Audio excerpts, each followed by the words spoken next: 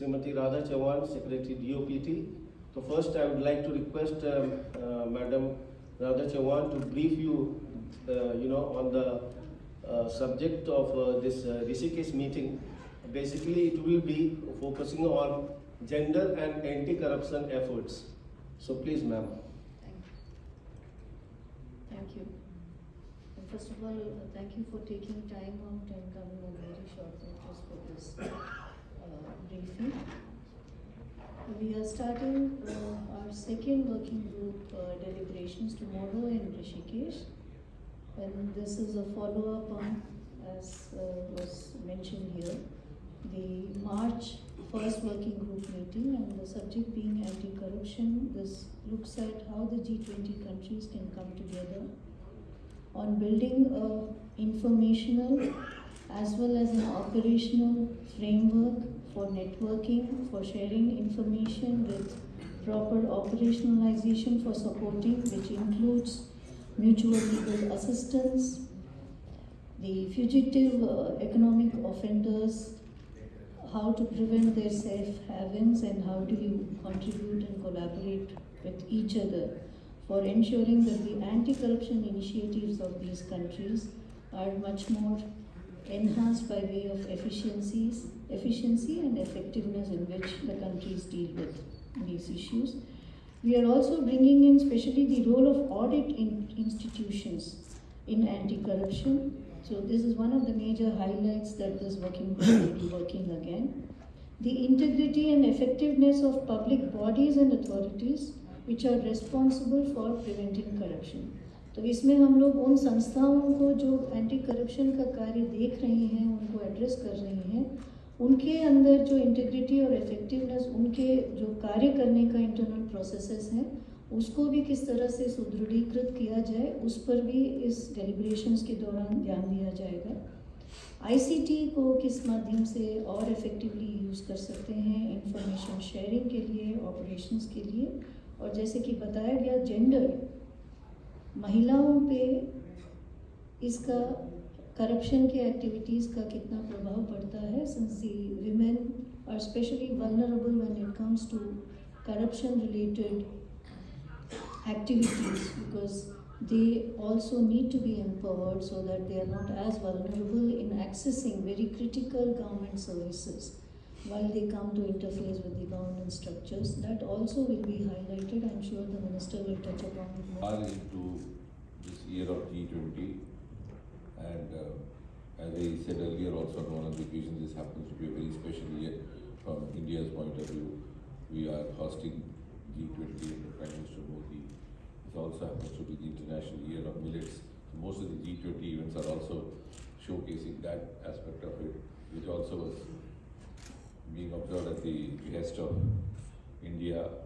And this is the second time in 9 years. Earlier it was International Yoga Day, which was also proposed by Honorable Prime Minister, and UNO declared 31st June as International Day of Yoga. And I think G20 happening at 60 locations presently is one of the unique features of this phenomenon. None of the other countries so far has gone through such a huge, elaborate spectrum of showcasing. And I think it's also befitting India, because we are a heterogeneous country. East is different from West, North different from South, North is different from North, any other part. So we have events happening in Arunachal, as far as the most northern eastern part. We have in West, we had just concluded today one event in Srinagar. And following the same pattern, also the different groups are following the same pattern. Now today per se we are dealing with the corruption group or anti-corruption working group. We already had one such meeting in Gurugram, and this is the second one which is going to take place in Rishikesh, and subsequently in Mumbai will be the ministry there, Kolkata and then Mumbai. And each meeting we tend to carry forward the final draft and finally before we present it in the last meeting. The main focus, as you would recall, soon after Prime Minister Modi took over in 2014, his main flagship declarations of intent were twofold. A, zero tolerance against corruption, and B, zero tolerance against terrorism. And if you see the focus and the direction in which this anti-corruption working group has been moving over the last few years, you would realize that we have sought to address both these flagship priorities laid down by Prime Minister Modi for us. The main focus of this being the offenders, increasing number of money launderers and the economic offenders who leave the country after committing crimes and seek refuge in a different country where the law may be differently placed or maybe more liberal from their point of view. So that was one challenge. The other is the utilization of this money for wrong reasons and to prevent that, to get back those assets which have been pilfered away. So A, economic offenders, B, the booty carried by them, how to recover. And that also easily connects with the other part of it, the terror funding. Because if you do not effectively recover what has been taken away by these internationally moving economic offenders, it might lead to adding some kind of supplementation to the terror machinery operating internationally. Has always been open to cooperate, and even the meeting that begins tomorrow, this will be an occasion for us to reiterate India's resolve against economic offenders. And before I speak on the agenda that they have laid down, let me also remind you that the 2018 G20 meeting was addressed by Prime Minister Modi himself, in which he laid a very significant emphasis on action against fugitive economic offences and B, on the asset recovery. And for that, he also laid down a 9-point agenda or a 9-point roadmap, which broadly consists of A, the legal processes and mechanisms to deny safe haven to all fugitive economic offenders, because that is where most of the countries and nations have to come on board, so that we cooperate with each other, not allowing the offender from another country to make use of the law as it prevails over here. B, the effective implementation of the international commitments that we have to each other. C, the formulation of a standard definition of fugitive economic offender, because the constitutions are different. Someone who is offender to me may be to a lesser extent offender to you, and likewise. D, the setting up of a common platform to share experiences and best practices. Because crime is crime, so instead of having different ways of dealing with it, we could actually also learn with each other and also share with each other's experience. And initiation of the work on locating properties of economic offenders, because that's another challenge, where they have parked these assets. And from that point of view, the meeting which is happening tomorrow will have 5 broad themes. A, the international cooperation for strengthening fight against corruption, which would encompass all, which will be sharing of the combating corruption strategies by different countries, by strengthening of the asset recovery mechanisms, the analyzing and effectiveness of existing mutual legal assistance framework. That's one aspect. The second is the integrity and effectiveness of the public bodies and the authorities which are in place already, how to make them more effective in dealing with this, because the evolution of crime, both in the terms of how it is carried out, also keeps evolving from day to day, and now to a large extent also becoming technology driven. The technology itself is also evolving. So we also need to revisit our public authorities, our agencies which are dealing with it, and also our framework which is meant to address it. The third theme is the role of audit institutions in anti-corruption. And under this theme, India has built upon the work done by the previous presidency to create a compendium of the good practices. So I think this is one contribution which is going to be made from Indian side. We have also tried to create a repository of the earlier G20s as far as the anti-corruption theme is concerned. Fourth, the leverage information of communication technology. How to leverage that, the information communication technology. Now we have quantum technologies also. So all the new technologies sometimes are taken up by the crime committers earlier than the others. So how do we actually keep pace with them? And fifth, which is going to be a value addition and also an exclusive addition, keeping very much with the Indian ethos, as Secretary DOPT was saying, is going to be a new element being added to this, the side event on gender and corruption. And as she was saying, Women Minister Mr. Meenakshi Lekhi, who would be also attending that and participating in that session. And I think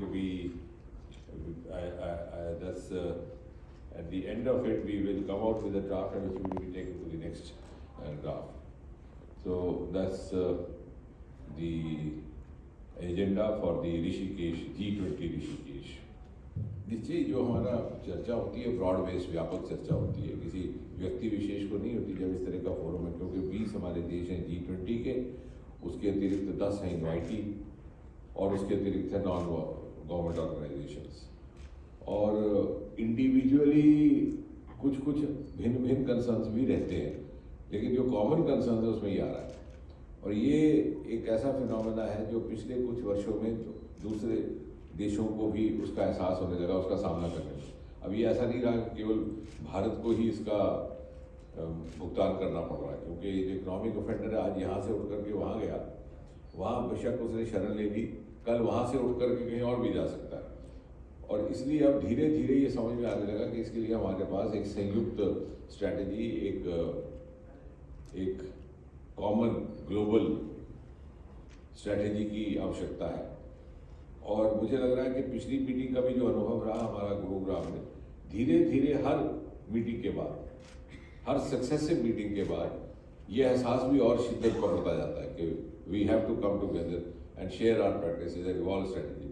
और कहीं कहीं रिवायती तौर पर कुछ ऐसा कानून रहता है, कुछ ऐसे नियम रहते हैं जो उस समय निर्धारित किए गए जब शायद इस प्रकार के संकट का सामना नहीं करना पड़ता था, या कभी कल्पना नहीं थी कि इस तरह का भी आएगा। अब कभी कभी ऐसी टेक्नोलॉजी आ गई कि जिसके माध्यम से इस तरह के क्राइम होते तो उस समय नहीं थे, तो उसको लेकर के भी। और जहाँ तक भारत का संबंध है, हम I can illustrate a small instance of, if you can imagine a woman going to accessing credit. We are talking about small individual entrepreneurs, especially the women-led entrepreneurship. You would have heard about the government e-marketplace, the GEM, from where the government of India procures all kinds of services and goods. Before GEM came into being, women could not think of directly having an access to do business with the government of India. Now, to imagine a small entrepreneur from a remote area, a male entrepreneur from a remote area itself was difficult at that point in time. Of course, the technology came in and they were able to do it. But on GEM, when they started an initiative called Umania, where they said, women entrepreneurs, we are going to encourage you to get onboarded, aware of a business opportunity of directly doing business with government.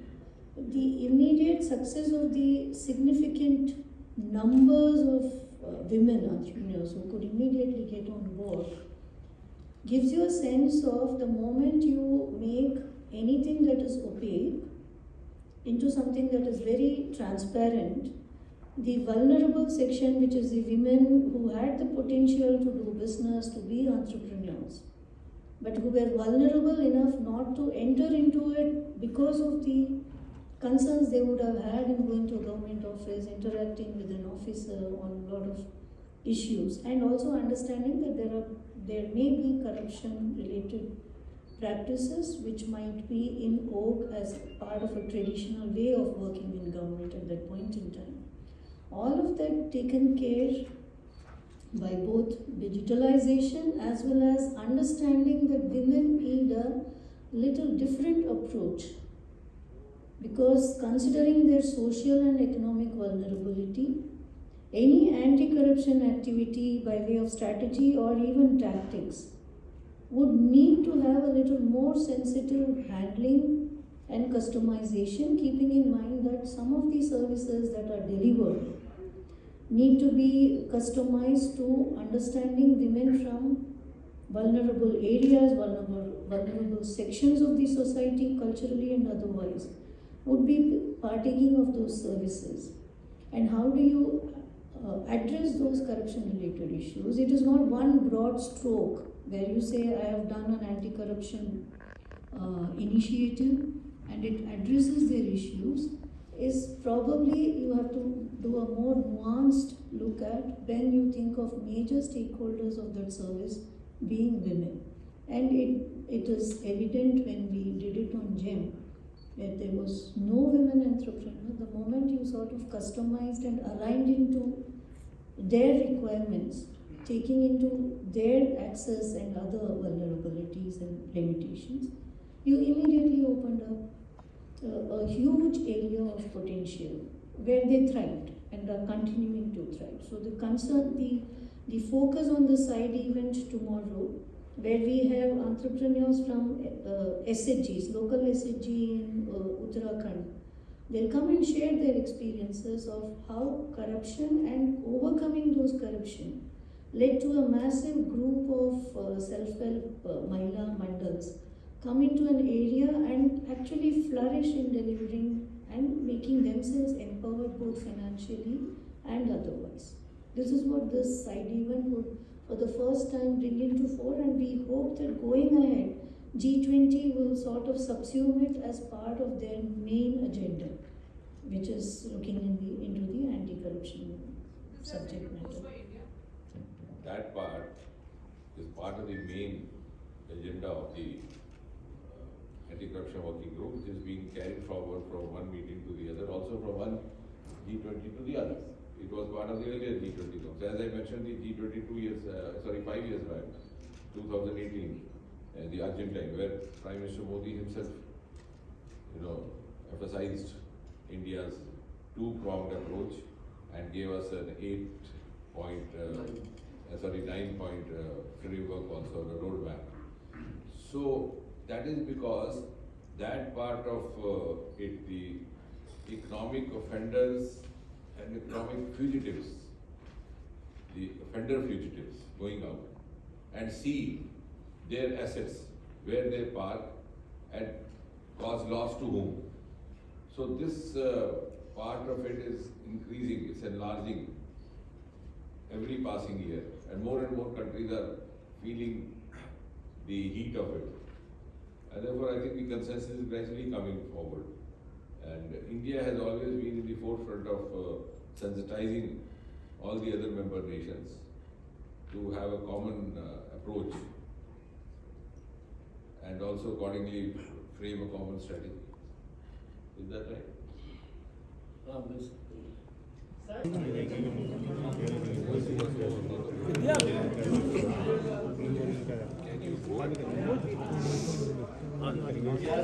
अंबुज आ गए अंबुज order बोलियो अंबुज किस अंबुज bike तो लेनी पड़ेगी भाई, मुझे जगह दे दो, छोड़ो ना, क्या करोगे आप आगे आओ, जगह तो दे देगा।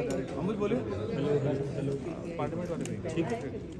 नहीं, जैसा कि आप जानते हैं कि सबसे पहली बात तो ये कि इस बार G20 की मेज़बानी करने का मौका अवसर भारत को प्राप्त हुआ है और प्रधानमंत्री नरेंद्र मोदी जी की अगुवाई में जितनी भी अब तक इवेंट्स हुई हैं, उसी क्रम में भिन्न भिन्न वर्किंग ग्रुप्स हैं विषय के हिसाब से।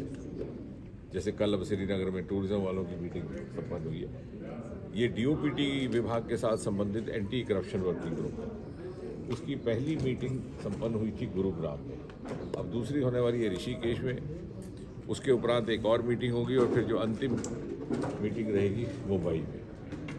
उसमें हमारा जो विशेष मुद्दा रहा है पिछली बहुत सारी G20 मीटिंग में भी, इस वर्ष भी और उससे पहले भी, सन 2018 में जो अर्जेंटीना में हुई थी G20, उसमें प्रधानमंत्री जी का भी संबोधन था, मोदी जी का। हमारा विशेष जो चिंता है, विशेष कंसर्न है, वो है इकोनॉमिक ऑफेंडर्स को लेकर और फ्यूजिटिव्स को लेकर के, जो एक यहाँ गुनाह करते हैं, देश को भी नुकसान पहुँचाते हैं और फिर वो अपने एसेट्स ऐसी जगह पार्क कर देते हैं कि जहाँ उनको ढूंढना मुश्किल हो। तो यानी क्राइम भी किया, पैसा इधर से उधर भी पहुँचाया और किसी ऐसे देश में जा कर के उसको रखने का उनका प्रयास रहता है जहाँ पर नियम किसी तरह से ऐसा हो कि उनको आसानी से उनको पकड़ में ना आ पाए। तो किस प्रकार सामूहिक तौर पर एक व्यापक स्ट्रेटजी इस तरह की बनाई जाए कि हम एक दूसरे के साथ सहयोग करें, क्योंकि ये एक ऐसा विषय है जो धीरे धीरे बहुत सारे देशों को प्रभावित करने लगा है, केवल भारत तक ही सीमित नहीं है। और एक संतोषजनक बात यह है कि दुनिया के दूसरे देश भी इस बात से सहमत हैं कि इसको लेकर के हमें बड़ी गंभीरता से आगे की रणनीति बनानी होगी। तो एक तो इकोनॉमिक ऑफेंडर, दूसरा एसेट्स, क्योंकि आकर चल के इसके जो परिणाम रहते हैं कई बार बड़े दुर्भाग्यपूर्ण, क्योंकि टेरर फंडिंग के लिए भी हो सकता है ये पैसा जाए, इसी प्रकार कुछ और जो गैर कानूनी गतिविधियां उसमें भी हो सकता है ये पैसा लगे। तो दोनों ही इसके पहलू अनिवार्य हैं कि इस तरह के गुनाह की रोकथाम हो, गुनहगार को पकड़ा जा सके और उसके द्वारा जो राशि या जो दूसरे प्रकार का एसेट्स यहाँ से उठाकर किसी और जगह रखे गए हैं। 40 स्थानों पर G20 इवेंट्स हुई हैं, उनमें से सबसे अधिक उत्साह श्रीनगर वाली इवेंट में रहा। भले ही किसी प्रकार की शंकाएं रही हों, लेकिन वहाँ एक तो पहली बात ये कि उसी स्वरूप में हुई जिस प्रकार से दूसरी मीटिंग होती है।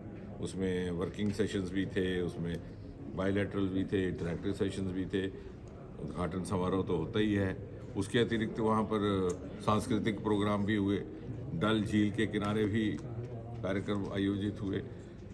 जो विदेश से आए थे हमारे मित्र, वो उनको डल झील के ऊपर शिकारा राइड का भी अवसर रहा, गोल्फ भी खेला, योगा भी हुआ। तो मुझे लगता है कि श्रीनगर की इवेंट अपने में एक बड़ी बहुमुखी इवेंट बनकर के भी प्रेस वार्ता हुई है। उन्होंने जो कहा है वो अपने में पर्याप्त है, उसमें कुछ जोड़ने की आवश्यकता नहीं है। ये एक निराधार बहस विपक्ष की ओर से उठाने का प्रयास किया जा रहा है, और ऐसा भी नहीं है कि इनके शासनकाल में इस तरह के उद्घाटन नहीं हुए इनके प्रधानमंत्रियों द्वारा।